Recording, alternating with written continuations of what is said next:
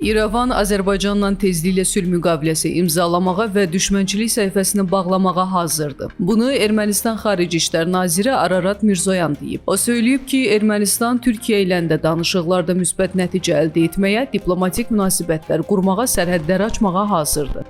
Avropa İttifaqı və Türkiyə Azərbaycanı müzakirə etdi.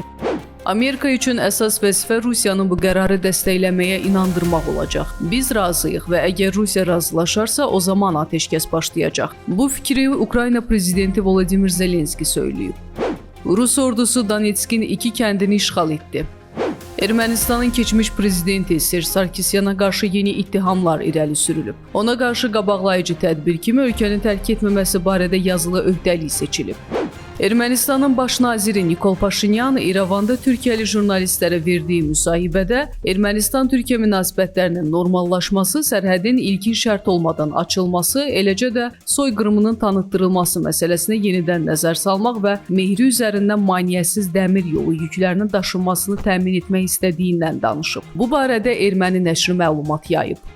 Gürcüstanın sabiq prezidenti Mikhail Saakashvili 9 il müddətinə azadlıqdan məhrum edilib.